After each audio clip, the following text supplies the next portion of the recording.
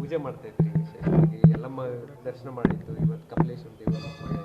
ಹೌದು, ನನಗೆ ತುಂಬ ವರ್ಷದಿಂದ ನಮ್ಮ ಮನೆಯಲ್ಲಿ ಅಧಿವೇಶನಕ್ಕೆ ಬಂದಾಗ ನಾನು ಯಾವಾಗಲೂ ಹೇಳ್ತಿದ್ದೆ, ನೀವು ಅಲ್ಲಿದ್ದಾಗ ನನಗೆ ಹೇಳಿ ನಾನು ಎಲ್ಲಮ್ಮನ ದರ್ಶನಕ್ಕೆ ಬರ್ತೀನಿ ಅಂತ. ಬಟ್ ಅವಕಾಶ ಆಗಿರಲಿಲ್ಲ. ಇವತ್ತು ತಾಯಿ ಕರೆಸ್ಕೊಂಡಿದ್ದಾಳೆ.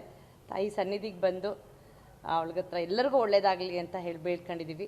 ಸೊ ಕಪಿಲೇಶ್ವರನ ಎಕ್ಸ್ಪೆಕ್ಟ್ ಮಾಡಿರಲಿಲ್ಲ, ಇಷ್ಟು ಒಳ್ಳೆ ಪೂಜೆ ಶುಭ ಮುಂಜಾನೆ ನಮಗೆ ಕಪಿಲೇಶ್ವರನ ದರ್ಶನ ಆಗಿದೆ.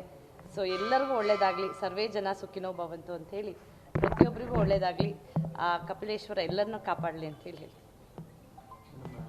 ನಮ್ಮ ಮನೆಯವ್ರ ಮೇಲೆ ಆರೋಪ ಬಂದಿತ್ತು, ಇಲ್ಲೇ ಇದೆ ಬೆಳಗಾವದಲ್ಲಿ ಮೇಲೆ ಆರೋಪ ಬಂದಾಗಲಿ ಇಡೀ ಬೆಳಗಾವಿ ಜಿಲ್ಲೆ ಸುತ್ತಾಗ್ತಿತ್ತು. ಆ ನಿಟ್ಟಿನಲ್ಲಿ ಇವತ್ತು ದೇವಸ್ಥಾನಕ್ಕೆ ಬಂದು ಏನು ಸಂಕಲ್ಪ ಮಾಡ್ಕೊಂಡಿರ್ತಾರೆ? ಇಲ್ಲ, ಇದು ನಮ್ಮ ಪಕ್ಷದ ಎಲ್ಲ BJP ಕಾರ್ಯಕರ್ತರ ಅಪೇಕ್ಷೆ ಆಗಿತ್ತು. ನೀವು ಒಂದ್ಸಲ ಬನ್ನಿ, ಕುಟುಂಬ ಸಮೇತ ಬನ್ನಿ ಅಂತ ಕರೆದಿದ್ರು.